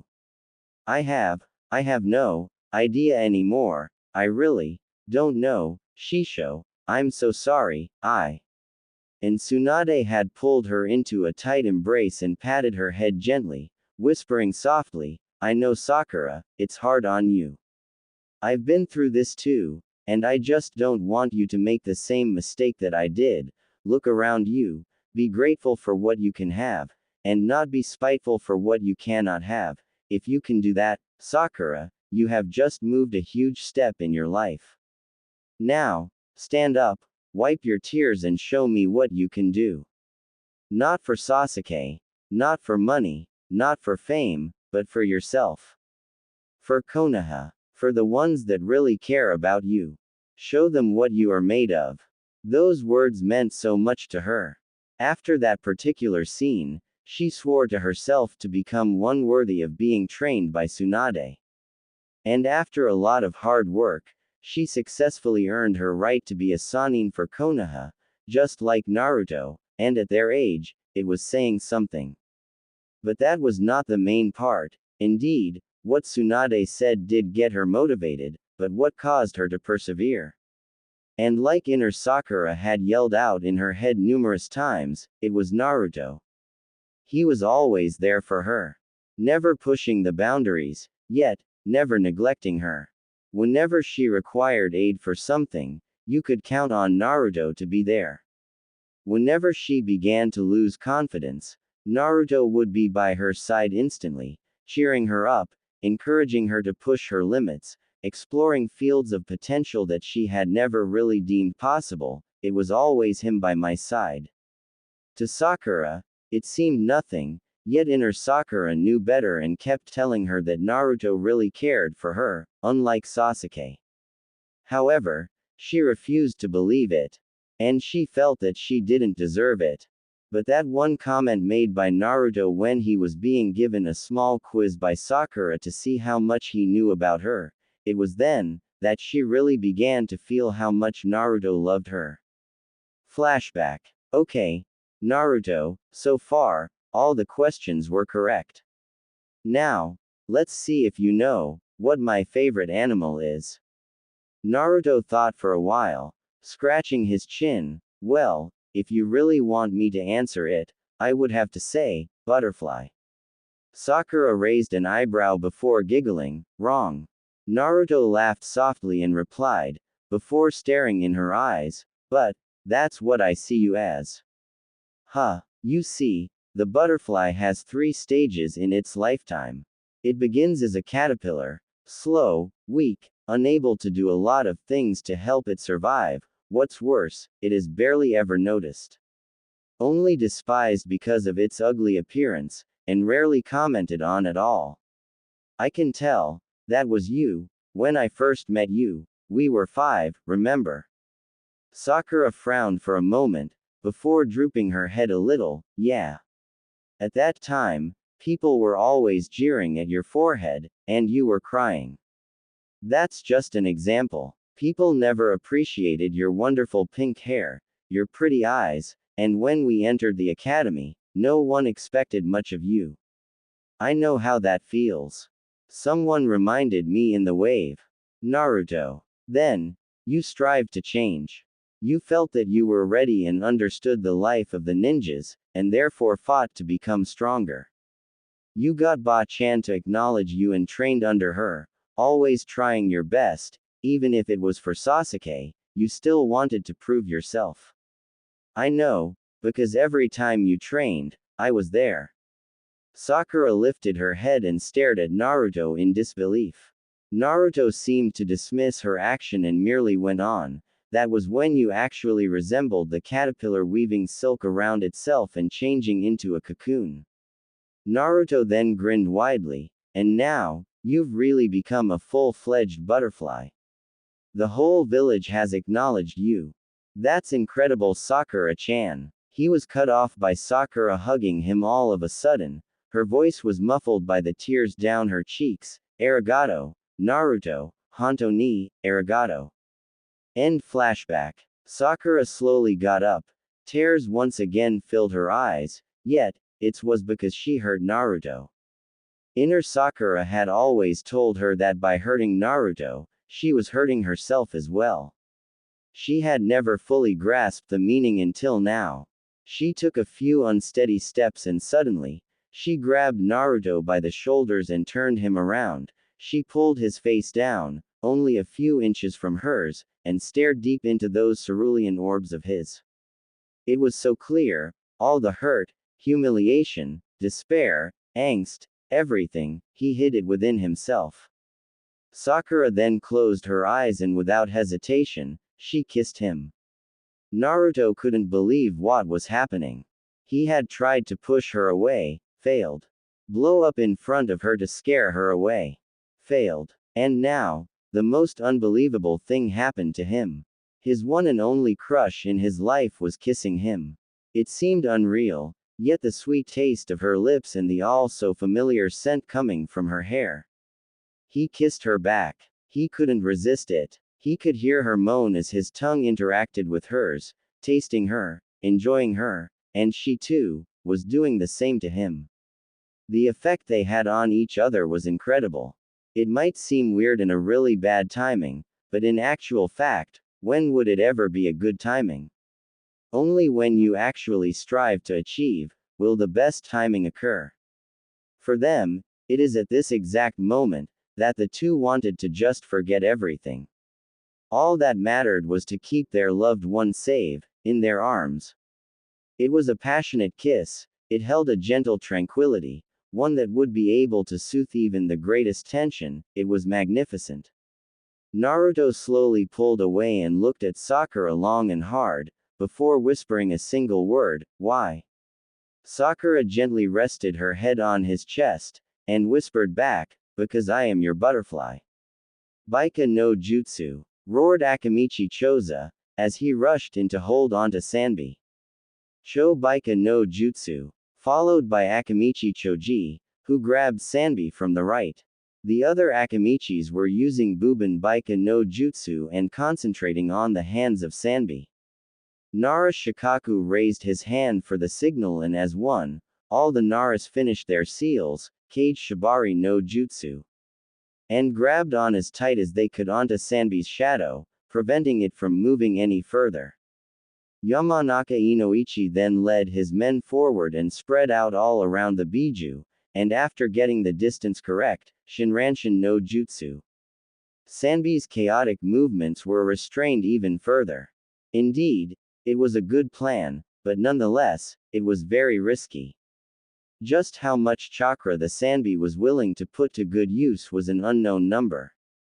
If the jutsus backfire, Well, Inoichi and his men would feel the full aftermath of the jutsu, whereas the Akamichis and Naras would most likely suffer from chakra depletion. Nara Shikamaru then led his squad and faced the Sanbi.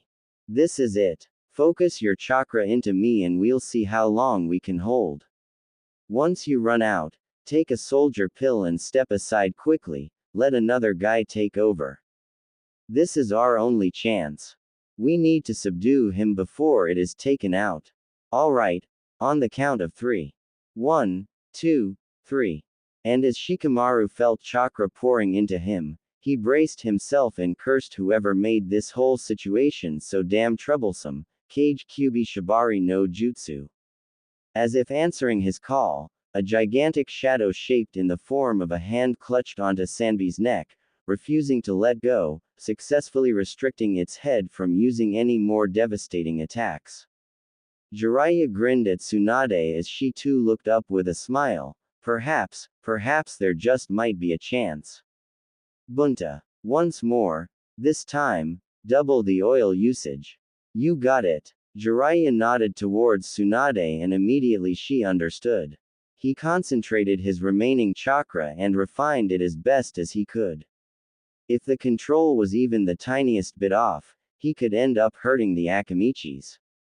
And as oil was once again spat out, Jiraiya got ready. Kaden Ugi, Karyu Yeba. Fire element. Fire dragon blade. The flame reached the oil and instantly, a huge explosion occurred, with a huge blade of fire dashing right into the Sanbi's torso, threatening to slice it in half. Tsunade was in midair as she charged up her kick. Take this, Konoha Hiden Taijutsu, Rankyaku, Ruden.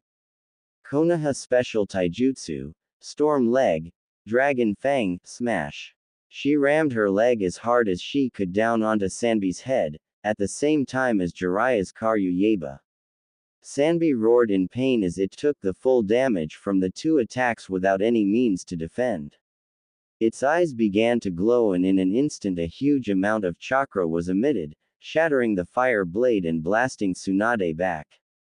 Choza and Choji were now struggling to hold Sanbi down, as was all the Naras, especially Nara Shikamaru. His hold was due to 5 other members along with himself as the medium so as to create the Kage Kyubi Shibari no Jutsu.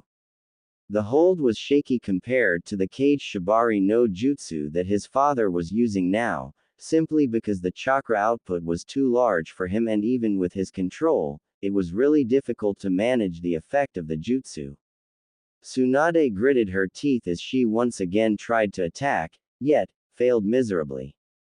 The monster was just too damn slow to react to her hits, making it all seem useless. Jiraiya's chakra seemed to be running out as well. Back with Naruto and Sakura. Sakura, I have to go. Sakura bit her lower lip. What are you going to do? Naruto looked away. Tears were threatening to drop once again from Sakura's eyes. God damn it, Naruto. Tell me, are you going to sacrifice yourself again?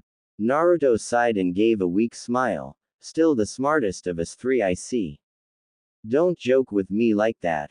Naruto laughed and scratched his head. Well, as of now, I can only think of one attack that would be able to defeat Sanbi. And of course, only I would be able to do it. Sakura's eyes widened. No, you're not going, Naruto, no. In a flash Naruto appeared behind her, whispering in her ear, I live to protect, that was the promise I made to Sandaime Jizen, goodbye, Sakura. And with that, he hit the pressure points in her limbs, temporarily paralyzing her body. Naruto. And in a flash, he dashed off to Sanbi, hands flashing through that same familiar series of hand seals. It's time. Ready you fox. You do know what's gonna happen right?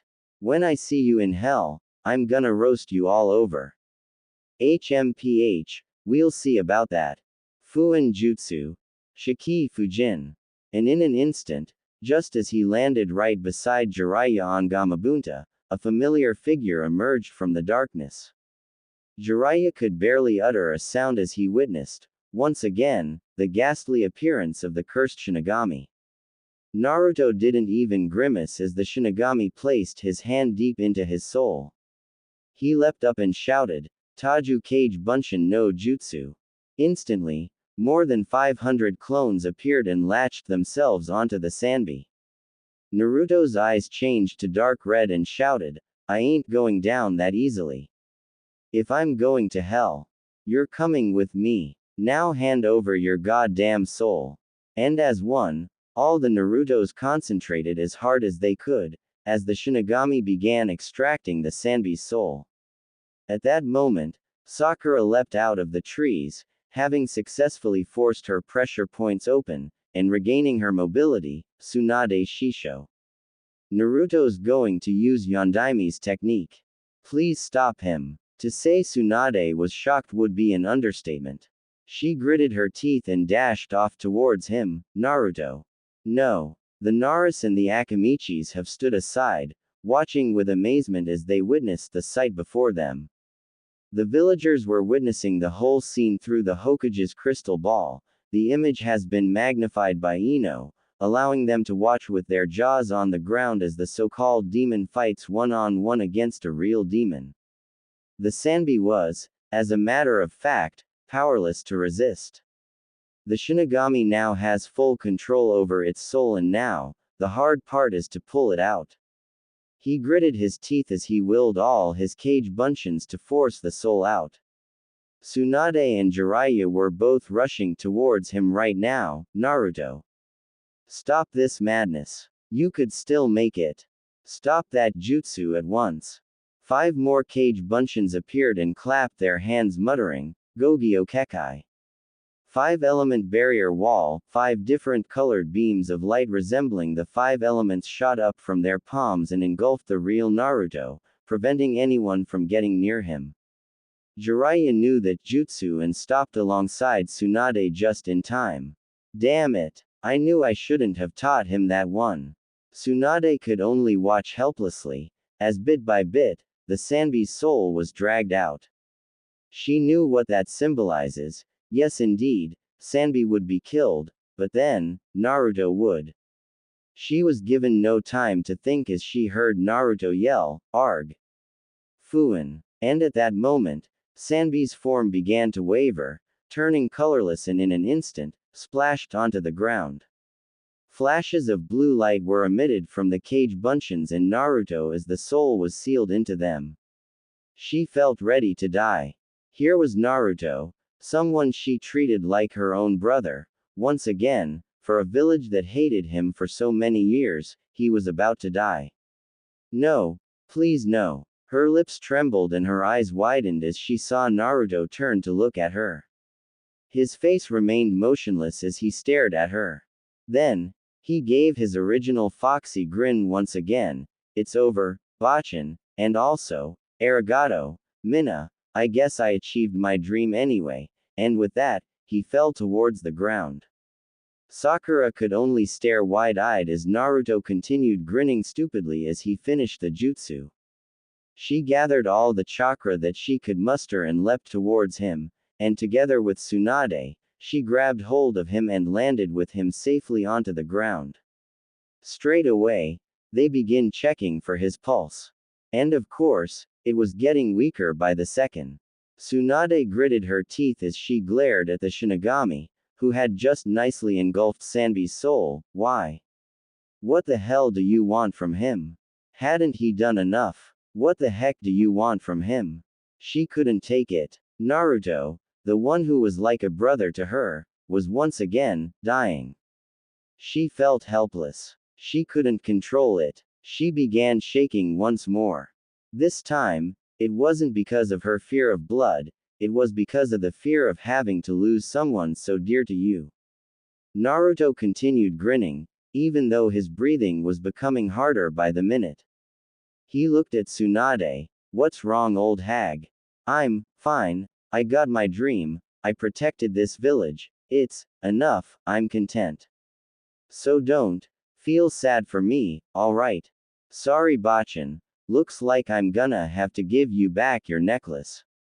Tsunade said nothing as she cradled Naruto in her arms, sobbing quietly as continued to stroke his head.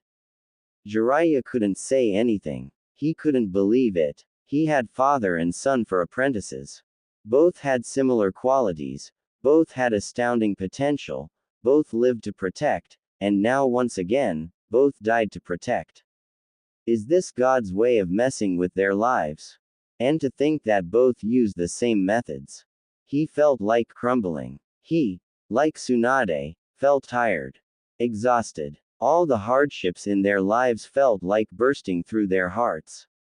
Oi, Ero Sennin, what's with that look? I master that Kekai Jutsu. You should be happy, right? Naruto was gasping for breath now. Baka. Don't call me that. Tears were flowing for the first time after 25 years.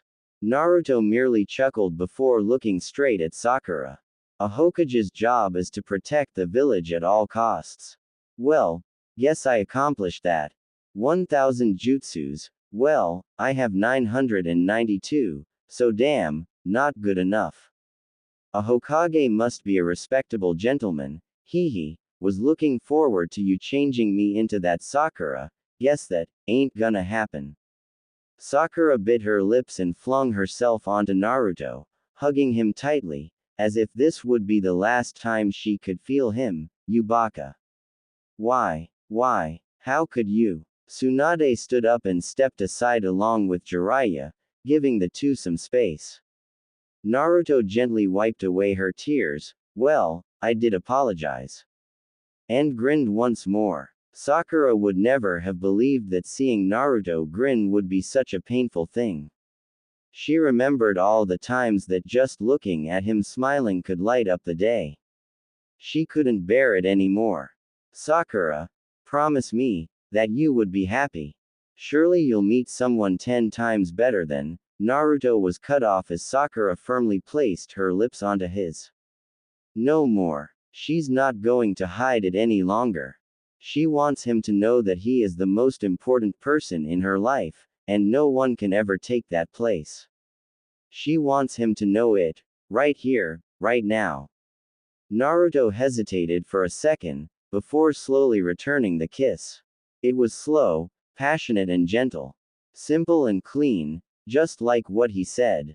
She felt him pull away all of a sudden, and found him staring at her, before placing one final kiss on her forehead, and she heard him whisper, "Goodbye, my butterfly," and with that, he lost conscious. Tears brimmed once more in her eyes as she hugged him to her once again, tighter than ever. Naruto. Tsunade and Jiraiya both looked away, not witness Naruto's death. It was just. The villagers were watching through this whole ordeal, including the once famous Rookie 9 and Team Guy. For once, they did not feel any joy at seeing the so-called demon die. Because this time, they witnessed the whole thing themselves. Uzumaki Naruto died, for them. No words could adequately describe what they are feeling right now. Regret, pity, remorse. How would you feel if you had known that you constantly tortured a hero of the village when he was young? How would you feel when you found out that you despised a hero just because he was the one chosen to carry the burden no one else could on him? Tsunade felt numb. To be honest, if she was selfish, there would be nothing in this world that would be worth living for anymore. All her close ones, except Jiraiya, are dead. Even though she constantly told herself to not give up hope, but now, she found it extremely hard to be optimistic. And that was why, when she felt a slight movement in the trees 50 meters away from them, a huge wave of ki was emitted from her. It was bloodlust. Jiraiya felt rage, anger beyond anything you could imagine. Twice, his beloved disciples had to give up their lives just because so proud evil bastards wanted to conquer the world. He began to experience fatigue, annoyance, and hatred. Why did all good guys have to die in the end? And so, when he felt that disgustingly familiar chakra signal, he flashed through the hand seals, Doden, Yomi Numa. In a flash, Deidara was on the receiving end of the attacks administered by two of the strongest Sannin ever to exist. He could not even believe it.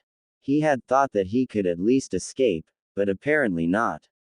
Tsunade appeared right above him as Jiraiya readied his mightiest Rasengan, Sutenkyaku. And slam! She drove her foot right through his skull and the Rasengan obliterated what was left of Deidara. Jiraiya then went on, Ninpo Kuchios, Gamakuchi Shibari no Jutsu. In an instant, the same familiar stomach of the Toad God appeared, engulfing the two remaining Akatsuki members once more. However, this time, he showed no mercy. In an instant, Kisame was bound by the tentacles, and shredded in an instant. Itachi, however, still managed to escape by once again administering Amaterasu, but he did not leave unscathed. His left arm was ripped off and all his remaining limbs suffered third-degree burns. But still, he managed to escape, along with a badly injured Kisame, who surprisingly, was still living.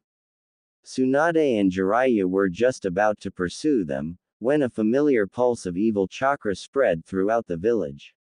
Their eyes widened. No, it can't be. But indeed, it can. For above Naruto's body, hovering over a bewildered Sakura, was the familiar chakra form of the much-feared nine-tailed Biju, Kyuubi. Looks like my vessel knows how to choose. You would do well for his mate. HMPH, at first, you seemed like a pathetic human chasing after that traitor, but at least you came round, so I guess I could live with that. Damn, that kid must be rubbing off on me. Sakura merely stared dumbfounded at this sight, before growling, You think I care what you think? Oh, you dare argue with me? Me, the strongest demon in the whole world. Me. And with that, a huge amount of killing intent was emitted. Sakura ignored all these and snarled, I don't care. It's all because of you that he's dead. All because of you. If it weren't for you, he would have had parents. If it weren't for you, he would have had a normal life. If it weren't for you, I would have noticed him sooner, and not constantly jeer at him, as if he's the world's most annoying jerk. Quote. Say something then. Kill me if you dare. I promised him that he will be the only guy the first like. I intend to keep that promise, because he would've. Kyuubi stared at her for a moment, before laughing. So, you say it's my fault he's dead? Well, what if I told you he's not? Instant silence. Liar. Where's his pulse then? How can you overcome the barrier and escape death? Liar. Naruto turned his head around. Sakura-chan. Tsunade Bachan. Ero Sennin. Did I actually get into heaven? Shuge. Thought that I was going to hell for sure. Ignoring his idiotic comments, Sakura pulled him in for a tight hug, refusing to let go. Tears don't even do justice to how happy she's feeling right now. Tsunade joined the hug, wanting to make sure that Naruto is indeed alive and well. What they forgot is that both of them have physical strength, lots of it. Bachan, I would appreciate it, if you don't try and suffocate me, arg, so, that's why. This is hell, isn't it? Can't breathe. Jiraiya got in just in the nick of time and rescued Naruto from the terrifying devils, or so Naruto called them. Baka. You're not dead. We're currently just outside Konoha. Kyuubi's right here, you know. Naruto regained his breath and took in the surroundings. I'm alive, but doesn't Shiki Fuin? Hey brat, I made a deal with the Shinigami and gave half of my power to him. It regenerates his abilities and that stuff. That simply. But don't your powers regenerate over time? And half means around 5 taels worth. That takes a while. Had no choice, Kit. Time's running out and I just didn't feel like dying. After all, I have yet to see Konoha choose a respectable Hokage. How can I just die like that? Naruto grinned. I know. Well, looks like I'll have to rely on my own power against the Akatsuki for now. I think Hiraishin's more than enough to take on those bastards. Oi kid, I'm coming back in. Brace yourself. I won't be able to communicate with you for a while, but don't give up on that taijutsu style. Practice it over and over, every single style. And with that, the chakra form dissipated and lodged onto Naruto's stomach, reforming the seal. Anime and manga. Everyone just looked tongue-tied at the scene before them. The once feared demon lord, chatting with his vessel, if this isn't weird. Naruto took in a deep breath and using his hands, he formed the ram seal. Alright, let's see what I've got left, and slowly, the chakra began to build up. It was bright blue, rising, then all of a sudden, a wild red engulfed Naruto's body, burning brightly, and the level he was reaching was unreal. This is Uzumaki Naruto's real chakra capacity. After around 2 minutes of sustaining this level, Naruto showed no signs of fatigue, yet somehow, the chakra just kept increasing. Yes, at a slow pace, but still, increasing nonetheless. Finally, he took in a deep breath and stopped. He gave a sigh of relief before turning to Jiraiya. Did Gaara get any information? Jiraiya shook his head, eyes looking into the distance, no sign of her yet. Not sure whether Akatsuki's got her. Cage's been searching all over for her. After all, she's the only one left. The rest. Naruto gritted his teeth. Damn it. Ninpo. Kuchio's no jutsu. And poof, a black seven-tailed fox appeared. Kuro, you know the drill. Any information, just send me a growl. I'll be there straight away. Quote, she can be so stubborn sometimes. He shook his head. All of a sudden, a huge flare of chakra was felt by everyone in the area. It was demonic, with a greenish tint in the chakra. Naruto concentrated for a while, before his head shot up. Naruto's head shot up. This chakra, Hidan, Kakuzu, those bastards. Yugito-chan. And with that, he concentrated on the kunai he gave to Yugito, and in a flash, he was gone. Oi, Naruto. Kai, that brat, Tsunade, I'm going after him. I'll explain everything later. And he too, dashed off. Anime and manga. Sakura and the others were dumbfounded. Yugito-chan. Yugito, who? Tsunade thought for a while, before looking at Sakura. Come on. We have no time left. All available medics attend to the injured. Chunins help bring the injured back to the hospital. Genin shall maintain order. Junins, you are to venture around Konoha to see if there are any more potential enemies. Move off. Hi. Yet, even as Sakura dashed back to the hospital, she couldn't help but feel worried, and even a bit of jealousy.